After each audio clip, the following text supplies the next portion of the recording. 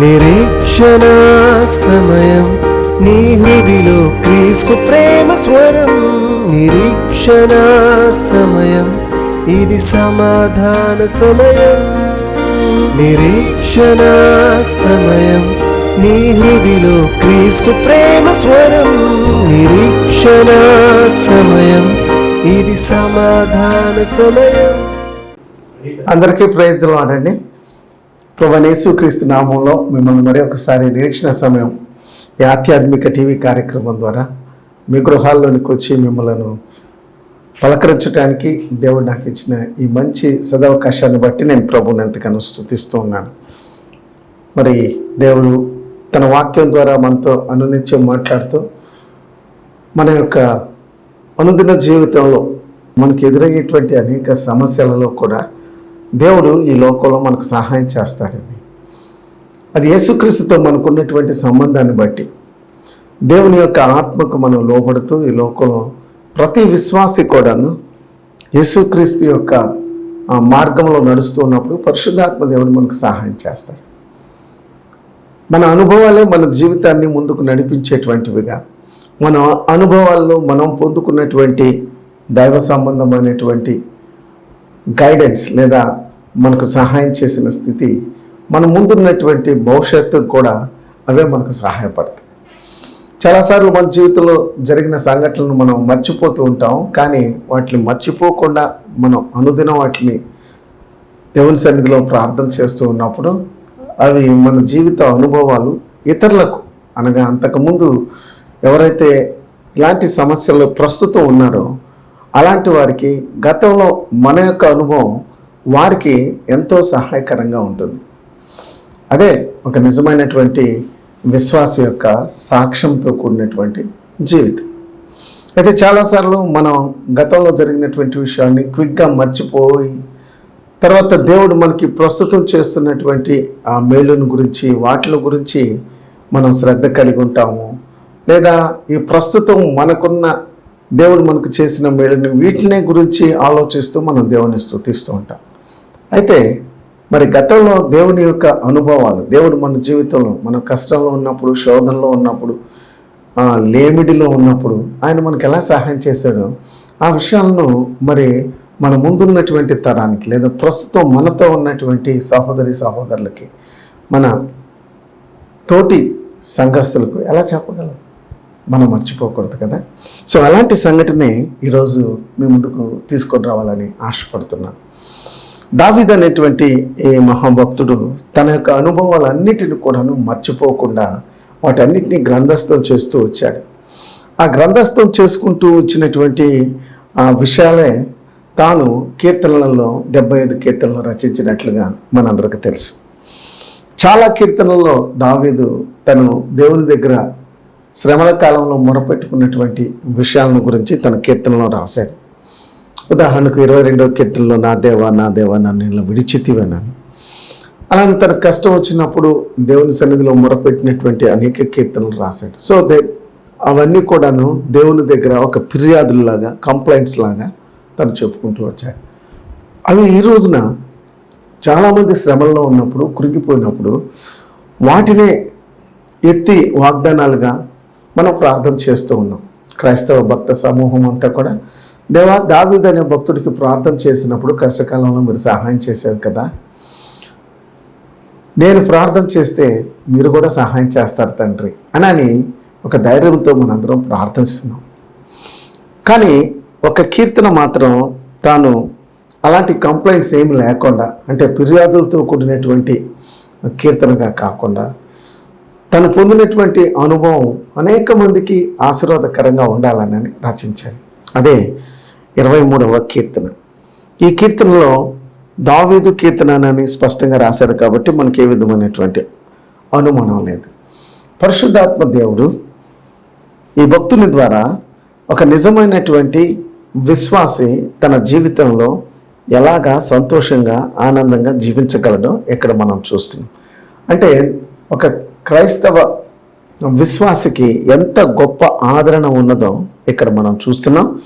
ఆయనలో మనం ఎలాగ ఆనందించగలము, దాన్ని మనం ఎలాగ మనస్ఫూర్తిగా మనం ఆ యొక్క కీర్తనను పాడుకోగలమో ఇక్కడ మనం చూస్తున్నాం. అంతేకాదండి, ఆయన మీద మనం ఎంతగా ఆధారపడగలమో, అలానే ఆయన మంచితనాన్ని గురించి మనం ఎంతగా చెప్పగలమో ఈ కీర్తన మనకు తెలియజేస్తుంది. ఈ కీర్తనను ప్రతి క్రైస్తవుడు ప్రతిరోజు ఏదో ఒక రకంగా వారి జీవితంలో అనుభవం ద్వారా కానీ లేకపోతే పాట రూపంలో కానీ పాడుతూ ఉంటారు, ఆనందిస్తూ ఉంటారు. ఈ లోకంలో ఉన్నటువంటి పరిస్థితులు ఎలా మారినా సరే ఈ 23వ కీర్తనలో దావీదు ఎలాగైతే అన్ని విషయాలలో కూడాను దేవునితో ఎలాగ సంతృప్తి పొంది జీవించాడో, అలానే నిజమైనటువంటి ప్రతి క్రైస్తవుడు కూడాను పూర్తి సంతృప్తితో ఆనందంతో జీవించగలడు. యూదా దేశంలో కొండలకు ప్రసిద్ధి. అంత మాత్రమే కాదు, అక్కడ ఉన్నటువంటి పచ్చిక బయళ్ళు అనేక గొర్రెలకు సేద తీర్చేటువంటి ప్రాంతాలు అక్కడ ఉన్నాయి. కొండల మధ్యలో ఉన్నటువంటి సెలయేరులు, అలానే అక్కడ పెరిగేటువంటి గడ్డి, ఇవన్నీ కూడాను గొర్రెలకు చాలా ఆహ్లాదాన్ని, ఆరోగ్యాన్ని, సంతృప్తిని, ఆహారాన్ని ఇచ్చేటువంటి ఒక మంచి ప్రదేశమే ఇశ్రాయేలు దేశం. దేవుడు కోరుకున్నటువంటి దేశం, నిత్యము తన యొక్క కనుదృష్టి ఉన్నటువంటి స్థలంగా మనం బైబిల్లో చూస్తాం. అలాంటి స్థలంలో అనేక సార్లు తన గొర్రెలు మేపుతూ ఆ దేవుణ్ణి స్తుతించుకుంటూ రాసినటువంటి కీర్తనలో తన యొక్క అనుభవాన్ని క్రోడీకరిస్తూ రాశాడు. మొదటి వచనం ఇలా చెప్తున్నాడు, యెహోవా నా కాపరి గనుక నాకు ఏ విధమైనటువంటి లోటు ఉండదు. నిజమే కదండి.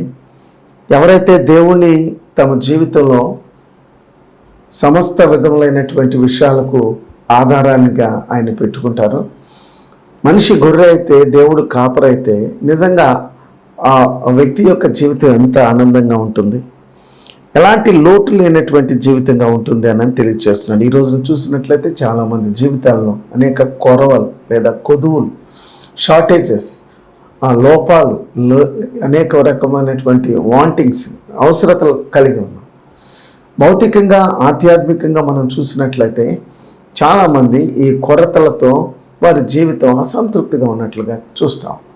అయితే ఒక నిజమైనటువంటి క్రైస్తవుని యొక్క జీవితం అలాంటి కొరతలకు తావులేదు. యేసు ప్రభు చెప్పాడండి, మొదటగా మీరు నా నీతిని, నా రాజ్యాన్ని వెతికినట్లయితే, నీతి రాజ్యం అంటే దేవుడే కదండి. మొదటగా దేవునికి ఎవరైతే తమ జీవితంలో మొదటి స్థానాన్ని ఇస్తారో అలాంటి వారికి ప్రతి అవసరతలో కూడా దేవుడు సహాయం చేస్తాడు. ఒకవేళ వారికి ఉన్నటువంటి లోపాలు కూడా లేదా వారికి ఉన్నటువంటి షార్టేజెస్ లేమి కూడాను, అది లేమిగా వారికి అనిపించదు. దాని విషయమే వారు ఏమాత్రం కూడాను చింతిస్తూ వారి జీవితాన్ని గడపరు. ఉన్నదాంతో తృప్తి కలిగి సంతోషంగా జీవించేటువంటి నిజమైన దైవభక్తిని వారు అభ్యాసం చేసుకుంటారు.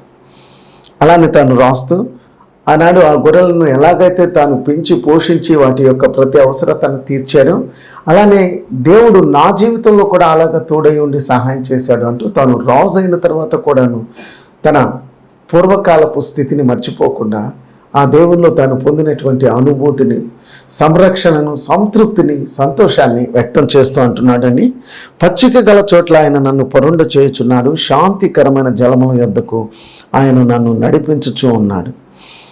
ఆ అనుభవాన్ని తాను ఇలాగ చెప్తూ ఉన్నాడు. ఆ అనుభవం ఏంటంటే, ఆయన నాకు ఆహారాన్ని సమృద్ధిగా ఇస్తాడు.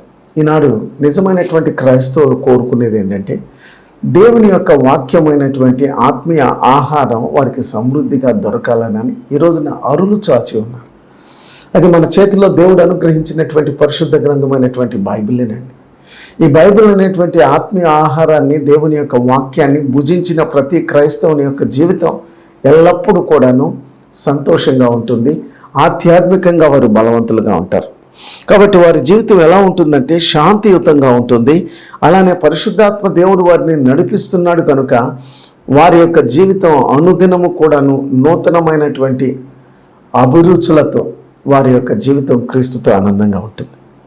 నా ప్రాణమునకు ఆయన సేద తీర్చుచున్నాడు, తన నామమును బట్టి నీతి మార్గంలో నన్ను నడిపించుచున్నాడు. ఇంగ్లీష్ బైబిల్లో my soul, he is comforting my soul అని అన్నాడు. నా ఆధ్యాత్మిక జీవితం అనేటువంటిది ఇక ఏ విధమైనటువంటి కొరతలు లేదు. భక్తిహీనులు కదులుచున్న సముద్రంలాగా ఉన్నటువంటి ఈ రోజుల్లో ఈ కార్యక్రమాన్ని వీక్షిస్తున్న సహోదరి, సహోదరుడు, మరి నీ జీవితం ఎలా ఉంది? నిన్ను పరిశుద్ధాత్మ దేవుడు నడిపిస్తూ ఉన్నాడా, లేకపోతే నీ అంతటా నీవే ఈ లోకంలో నడుస్తూ ఉన్నావా? అలా నీ అంతటా నీవు నడవటానికి అవకాశం లేదు. ఈ లోకంలో రెండు ఆత్మలు పనిచేస్తా ఉన్నాయి. ఒకటి పరిశుద్ధాత్ముడు, రెండవది అపవిత్ర ఆత్మ. ఈ అపవిత్రాత్మ అనేటువంటి దయ్యము అనేక మందిని నడిపించడం వలన వారి జీవితాల్లో ఈ విధమైనటువంటి అనుభవం లేదు. వారి జీవితం ఎప్పుడు కూడా అశాంతిగా ఉంటుందండి. వారి కుటుంబం ఎప్పుడు కూడాను కొరతలతో ఉంటుంది. అక్కడ గొడవలు ఉంటాయి, అక్కడ జగడాలు ఉంటాయి, అక్కడ క్రోధము లేకపోతే కోపంతో అల్లరితో కూడిన ఆటపాటలు ఉంటాయి. సాతాను యొక్క సామ్రాజ్యం ఆ కుటుంబాన్ని విధ్వంసం చేస్తాం. కానీ పరిశుద్ధాత్మ దేవుడు నడిపిస్తున్నటువంటి ప్రతి విశ్వాసి యొక్క జీవితం ఎలా ఉంటుందంటే, వారు నీతి మార్గంలో నడిచేవారుగా ఉంటారు. గాఢాంధకారపు లోయల్లో సంచరించినను ఏ అపాయమునకు నేను భయపడను. నీవు నాకు తోడయుందువు, నీ దుడ్డు కర్రయు నీ దండము నన్ను ఆదరించును. What a great comfort! ఎంత గొప్ప ఆదరణ! క్రీస్తును నమ్మినటువంటి విశ్వాసి, నీ జీవితం ఎంత అద్భుతమైనటువంటిది! నీ జీవితం ఎంత ఆశీర్వదించబడినటువంటిది! క్రీస్తును వెంబడించేటువంటి ఈ గొర్రెలు లేదా విశ్వాసుల యొక్క జీవితాలు యేసే మంచి కాపరిగా ఈ లోకానికి వచ్చి ప్రాణం ఇచ్చినటువంటి ఈ గొర్రెల కాపరిని వెంబడించే వారి జీవితం ఎంత ఆహ్లాదకరంగా ఉంటుందో. అనగా ఈ లోకంలో ఏ దిగులు, ఏ చింత, ఏ బాధ ఉండదనని కాదండి. వారికి ఏ శారీరక అనారోగ్యం రాదని కాదు, వారికి ఏ విధమైనటువంటి ఆర్థిక ఇబ్బందులు ఉండవనని కాదు. ఈ లోకంలో ఏ ఉన్నా సరే అన్నిటికీ పైగా వారి యొక్క ఆధ్యాత్మిక దృష్టి క్రీస్తులో, వారు క్రీస్తు వైపు చూస్తూ ఆయన్ని కాపరిగా పెట్టుకుని ఉంటారు. కాబట్టి ఇవేవి కూడాను వారి జీవితాన్ని కృంగదీసేవిగా ఉండవు. రోమాపత్రిక 8వ అధ్యాయంలో పౌలు తన యొక్క సంతోషాన్ని యేసుక్రీస్తులో ఎంత సంతృప్తిగా ఉన్నాడో తాను చెప్తూ ఆయన ఏమంటున్నాడంటే 8:18, మన ఎడల ప్రత్యక్షము కాబోవు మహిమ ఎదుట ఇప్పటి కాలపు శ్రమలు ఎన్నదగినవి కావనని ఎంచుచూ ఉన్నాను. సో ఇప్పుడు ప్రస్తుతం ఉన్నటువంటి ఈ సమస్యలు ఏవైతే అవి చాలా చిన్నవిగా ఉన్నాయనని, నిత్య రాజ్యంలో యేసు ప్రభువుతో తాను గడిపేటువంటి అనంతమైనటువంటి జీవితం, ఆ మహిమ రాజ్యంలో తాను ఉండబోతున్నాను కనుక ఇప్పటి శ్రమలు అంటే అల్పకాలంలో ఉండేటువంటి ఈ యొక్క శ్రమలు తన జీవితాన్ని ఏమాత్రం కూడాను కృంగదీయలేవనని, ఈ నిరీక్షణ క్రీస్తునందు నన్ను సిగ్గుపరచదనని తన యొక్క విజయంతో కూడినటువంటి విశ్వాస జీవితాన్ని గురించి ఇక్కడ చెప్తున్నాడు. ఈ అనుభవమే ఈ కార్యక్రమాన్ని వీక్షిస్తున్న ప్రతి ఒక్కరు కలిగి ఉండాలనని పరిశుద్ధాత్మ దేవుడు ఈ కార్యక్రమం ద్వారా కోరుతున్నాడు. మిత్రమా, మై డియర్ ఫ్రెండ్, మరి దేవుని కుమారులు ప్రత్యక్షత కొరకు ఈ సృష్టి మిగులుతో ఆశతో తేరి చూచుచు కనిపెట్టుచు ఉన్నదట. అంటే ఈ లోకము నాశనమైపోతుందనని, ఇది శాశ్వతము కాదనని చెప్పి దేవుని పిల్లలు ఆయన మహిమ కలిగినటువంటి రాజ్యము కొరకు ఎదురు చూస్తూ ప్రస్తుతం ఉన్నటువంటి ఈ శరీరం కానీ, ఈ లోకము కానీ, ఈ లోకంలో ఉన్నటువంటి మోసపూరితమైనటువంటి వారికి జరిగిన అన్యాయం కానీ ఏది వారిని క్రీస్తు ప్రేమ నుండి ఎడబాపటలేదట. ఇదే మనందరి అనుభవం కావాలండి. ఎవరో ఏదో అన్నారని చెప్పి, ఎవరో నీకు నష్టం చేశారని చెప్పి నిత్యం ఆ నష్టం వైపు చూస్తున్నావా సహోదరుడు? వారు అన్న మాటలతో నీ హృదయం గాయపడి నీవు క్రీస్తు ప్రేమకు దూరం అవుతున్నావా? అలా అయితే నువ్వు పోగొట్టుకునేది దేవుడు నీకు సిద్ధపరిచినటువంటి ఆ గొప్ప మహిమ రాజ్యాన్ని, అనగా క్రీస్తుతో నీవు గడిపేటువంటి నిత్య రాజ్యంలో నీ స్థానాన్ని పోగొట్టుకుంటున్నావు మిత్రమా. అందుకే దావీదు అంటున్నాడు కదా, నేను గాఢాంధకారపు లోయల్లో నడిచినా సరే నేను భయపడను. ఎలాంటి శ్రమలు నా జీవితాన్ని చుట్టుముట్టినా సరే నేను భయపడను, ఎందుకంటే ఆయన ఇమ్మానుయేలుగా నాకు తోడై ఉంటున్నాడు. ఈ రోజున మన జీవితంలో కూడా ఇలాంటి సందర్భాలు, దావీదు తన యొక్క అనుభవాలతో కూడినటువంటి ఈ కీర్తనలో ఉన్న అనుభవాలు మనం ధ్యానం చేస్తున్నప్పుడు ఇది నీ అనుభవమే అవ్వచ్చు, లేదా మనందరి అనుభవం కావచ్చు. ఎత్తు పొల్లాల మధ్య మన జీవితాన్ని నడుపుతూ ఉన్నాం. ఆ దేవుడే మనకు తోడుగా ఉండి నడిపిస్తూ ఉన్నాడు. ఒక్కొక్కసారి మనకు కావాల్సిన అవసరాలకు మించి వసతులు ఉండవచ్చు, ఒక్కొక్కసారి మన అవసరాలు కూడా తీర్చినటువంటి రోజులు రావచ్చు. వీటన్నిటిలో నిజమైనటువంటి క్రైస్తవుడు పరిశుద్ధాత్మ ద్వారా ఆదరణ పొందుతూ ఈ లోకంలో ఒక సమతుల్యమైనటువంటి క్రైస్తవ జీవితాన్ని జీవిస్తూ తన చుట్టుప్రక్కల ఉన్నటువంటి మనుషులకు ఆదర్శప్రాయంగా జీవిస్తాడు. అందుకే యేసయ్య అన్నాడు కదా, ప్రియ సోదరి సోదరుడు, మీరు ఈ లోకంలో నా కొరకు వెలిగేటువంటి వారిగా ఉంటారు. You are the light of the world. కొండ మీద ఉన్నటువంటి పట్టణములాగా మీరు నా కొరకు వెలుగుతూ ఉంటారు. ఓ, ఎంత గొప్ప ఆధిక్యత విశ్వాసులకు పరిశుద్ధాత్మ దేవుడు అనుగ్రహిస్తున్నాడో చూస్తున్నాం. ఆయన మనకు తోడుగా లేకపోతే ఈ లోకంలో మన జీవితం సాఫీగా సాగదు. ఆయన ఒక్కొక్కసారి మనం ఆయన వెంబడించలేనందుకు మనల్ని ఆయన తన దుడ్డుకరతో దండించి ఒక క్రమశిక్షణతో కూడినటువంటి క్రైస్తవ జీవితానికి మనల్ని ముందుకు నడిపిస్తాడు. అంత మాత్రం ఆయన మీద బాధపడి ఆయనకు దూరం అయితే నష్టపోయేది మనమే కదండి. కాబట్టి కష్టాలు వచ్చినా, శ్రమలు వచ్చినా, బాధలు వచ్చినా, ఈ లోకమంతా శత్రువులుగా మారినా ఆయన మనకు తోడై ఉన్నప్పుడు ఈ కష్టాలు అనేటువంటి దుడ్డు కర్రను ఆయన మన పట్ల ప్రేమతో దానిని వినియోగిస్తున్నప్పుడు మనం ఆయనకి వందనం చెప్పాలి. బైబిల్ గ్రంథంలో హెబ్రీ గ్రంథకర్త అంటాడు కదా, నిజమైనటువంటి తండ్రి తన యొక్క కుమారుడికి శిక్షించకుండా ఉంటాడా? అలా ఏ తండ్రి అయినా అలా చేస్తే అతడు నిజమైన తండ్రి కాదు, అతడు నిజమైన కుమారుడు, తనకు పుట్టిన కుమారుడు కాదు. కుమారుడు చెడిపోతూ ఉంటే ఏ తండ్రి కూడా నవ్వుతూ ఉండడు, హృదయంలో నొచ్చుకుంటూ ఉంటాడు, క్రమశిక్షణను నేర్పిస్తాడు. అతడే నిజమైన తండ్రి. దుడ్డు కర్ర మనకు చాలా అవసరం అండి. అలానే రెండవ చేతిలో ఉన్నటువంటి ఆదరించేటువంటి ఆ యొక్క దండము కూడా ఆయన చేతిలో ఉన్నది. చాలామంది ఎప్పుడు డిసిప్లిన్ లైఫ్కి ఎప్పుడు వ్యతిరేకంగా ఉంటారు, కానీ ఆయన శిక్షించిన తర్వాత ఆయన ఆదరించేటువంటి దేవుడిగా కూడా ఉన్నాడు అంటున్నాడు దావీదు. అందుకే తన ఆధ్యాత్మిక జీవితంలో ఆయన పడిపోయినప్పుడు, బత్షెబతో ఆ పాపం చేసినప్పుడు, దేవుని సన్నిధి తనకు దూరం అవుతున్నప్పుడు, పరిశుద్ధాత్ముడు తనను విడిచిపెడతాడేమో అనే భయంతో వెంటనే నీ సన్నిధిని నా నుంచి దూరం చేయొద్దు, నీ పరిశుద్ధాత్మను నాలో నుండి తీసివేయొద్దు ప్రభువా అని వ్యభిచరించినటువంటి దావీదు ధైర్యంగా ప్రార్థించాడండి. దేవుడు మనం పాపం చేయగానే మనల్ని అలాగా చంపేయడండి, అగ్నితో దహింప చేయడండి. మనలో పశ్చాత్తాపం కలగటం కోసం పరిశుద్ధాత్మ దేవుడు మనలో ఇంకను పనిచేస్తూ ఉన్నాడు. ప్రియ సహోదరి సహోదరుడా, ధైర్యం తెచ్చుకుందాం. 5వ వచనం, నా శత్రువులు ఎదుట నీవు నాకు భోజనమును సిద్ధపరచదు, నూనెతో నా తల అంటి ఉన్నావు, నా గిన్నె నిండి పొర్లుచూ ఉన్నది అని తన సంతోషాన్ని వ్యక్తం చేస్తూ ఉన్నాడు. నిజమే, ఒక్కొక్కసారి సాతాను అనేటువంటి శత్రువు దేవునితో మనకుండేటువంటి సహవాసాన్ని తొలగించడానికి, ఆయనతో కలిసి భోజనం చేయటానికి, ఆయనతో మనం సంతోషించడానికి సాతాను ఒప్పుకోదు. మరొక సందర్భంలో కొంతమంది ఇంకా యేసుక్రీస్తుని తమ జీవితంలోనికి ఆహ్వానించకుండా ఈ లోకంలో జీవించేటువంటి వారు ఉన్నారు. అంటే వారికి దైవ సహవాసం లేదండి. They don't have God's fellowship. ప్రకటన గ్రంథం 3వ అధ్యాయం 20వ వచనంలో మనం చూసినట్లయితే, ఇదిగో నేను హృదయమునే తలుపు దగ్గర నిలబడి తట్టుచు ఉన్నాను, ఎవడైనాను నా స్వరం విని తలుపు తీసిన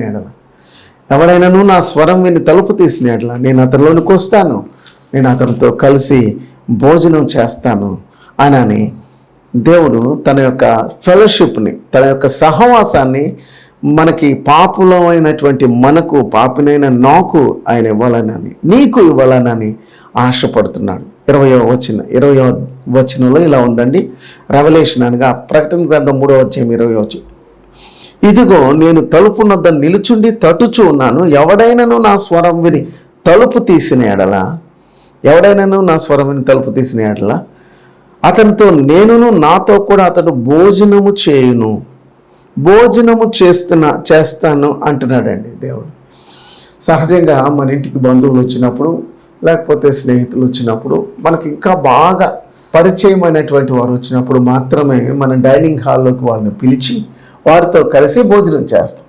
లేదా కాస్త కోస్త తెలిసిన వాళ్ళు ఉంటే వాళ్ళని వరండాలోనే కూర్చోబెట్టి వాళ్ళకి టీ, కాఫీ ఇచ్చి, స్నాక్స్ ఇచ్చి, అక్కడి నుంచి వాళ్ళతో కొద్దిసేపు మాట్లాడి వారితో ఆ స్నేహాన్ని అంతవరకు మనం కొనసాగిస్తాం. కానీ మనతో కలిసి చిన్ననాటి నుంచి ఎల్లప్పుడూ మనతో సహవాసం, అంటే ఎప్పుడు కలిసి జీవించేవారు మన ఇంటికి వచ్చినప్పుడు తప్పనిసరిగా వారిని మన భోజనపు బల్ల దగ్గరికి పిలుస్తాం.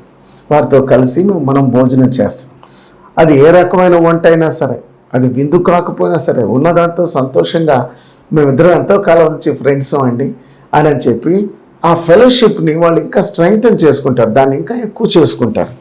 అలానే దావీదు ఏమంటున్నాడంటే, నేను నీతో ఎల్లప్పుడూ సహవాసం చేస్తూ ఉంటాను. భోజనము సహవాసానికి గుర్తయితే, నూనెతో నా తల అంటి ఉన్నావు అంటే పరిశుద్ధాత్మకు గుర్తుగా మనం ఇక్కడ చూస్తాం. దేవుడు తన ఆత్మతో మనల్ని సమృద్ధిగా నింపాలనని, కేవలం నింపబడటం మాత్రమే కాదు, కానీ పరిశుద్ధాత్మ మనలో పొంగి పొరలాలనని దేవుడు కోరుతున్నాడు. ఈ పరిశుద్ధాత్మ నింపుదలలో కూడాను అనేక అనుభవాలను మనం బైబిల్లో చూస్తూ ఉంటాం. యేసుక్రీస్తుకు బాప్తిసం తీసుకున్న తర్వాత ఆయన ప్రార్థన చేస్తూ ఉన్నప్పుడు పరిశుద్ధాత్ముడు పావురములే ఆయన మీదకి దిగి వచ్చాడట. So he was full of the Holy Spirit. ఆయన పరిశుద్ధాత్మతో నింపబడ్డాడు. యేసు ప్రభు ఆయన ఈ లోకంలో సంచరించేటప్పుడు ఎల్లప్పుడూ తండ్రి నాతో ఉన్నాడు కనుక నేను ఒంటరిని కాదు అన్నాడు. సో పరిశుద్ధాత్మను కలిగి ఉండటం ఒక ఆనందకరమైన విషయం అయితే, ఇంకా పరిశుద్ధాత్మను మనలో పొంగి ప్రవహించేంతగా నా గిన్నె నిండి పొర్లుచూ ఉన్నది, మై కప్ రన్నెత్ ఓవర్ అని బైబిల్ చెప్తాం. సహజంగా చాలా ఓటి కొండలు ఎక్కువ శబ్దం చేస్తాయనేటువంటి ఒక సామెత ఉందండి.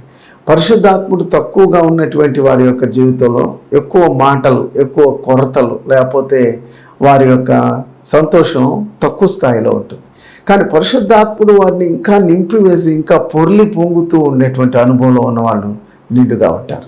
ఫర్ ఎగ్జాంపుల్ మనం చూసినట్లయితే, ఏలియా తను పరలోకానికి ఆరోహణగా వెళ్తూ ఉన్నప్పుడు తన శిష్యుడైనటువంటి సక్సెసర్ని అడుగుతాడు, ఎలీషా నీకేం కావాలి కోరుకోవాలి.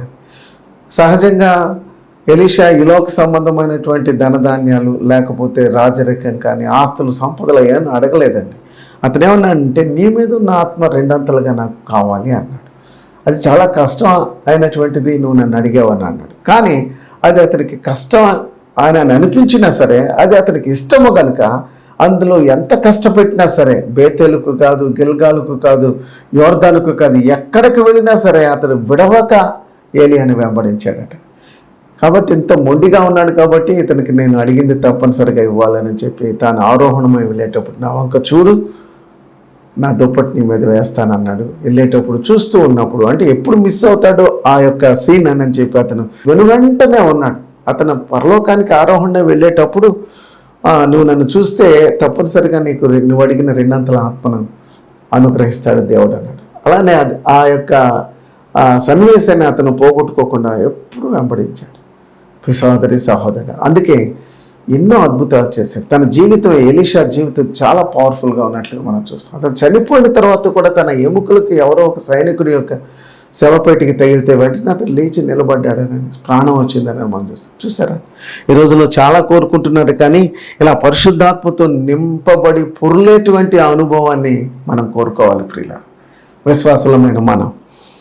చివరగా ఏ వ్యక్తి అయినా కోరుకునేది ఏంటండి? అదే దావీదు కోరుకుంటున్నాడు దేవుని దగ్గర. పరిశుద్ధాత్మ చేత అతను స్టార్ట్ చేశాడు. పరిశుద్ధాత్మ దేవుడు నాకున్నట్టయితే నాకు లేమి ఉండదు, పొరుడ చేస్తాడు, నడిపిస్తాడు, సేద తీరుస్తాడు. నేను గాఢాంధకారపులో ఉన్నప్పుడు నిర్భయంగా నేను ఉంటాను, నన్ను శిక్షిస్తాడు. పరిశుద్ధాత్ముడు నాకు సహవాసాన్ని ఇస్తాడు, నా జీవితం నిండి పొర్లే అనుభవం ఇస్తాడు. చివరగా అంటున్నాడు కదా, నిత్యత్వంలో ఈ లోకంలో మాత్రమే కాదు, నా బ్రతుకు దినములన్నీ అనగా ఈ లోకంలోను, అలానే చిరకాలము నేను యెహోవా మందిరంలో ఉందును, పరలోకంలో కూడాను ఈ పరిశుద్ధాత్మ దేవుని కలిగినటువంటి ప్రతి విశ్వాసి జీవితం నిత్యత్వంలో ఆనందంగా ఉంటుంది. సో మై డియర్ ఫ్రెండ్, ఈ 23వ కీర్తన అనుభవాన్ని ఇంత స్పష్టంగా విన్నటువంటి నా సహోదరి సహోదరులు, వారు నీ జీవితంలో నిన్ను ఎవరు నడిపిస్తున్నారు? పరిశుద్ధాత్మ నడిపిస్తే నిజంగా 23వ కీర్తనలో ఉన్న ప్రతి అనుభవం కూడాను నిజమైనటువంటి విశ్వాస యొక్క అనుభవమే అవుతుంది.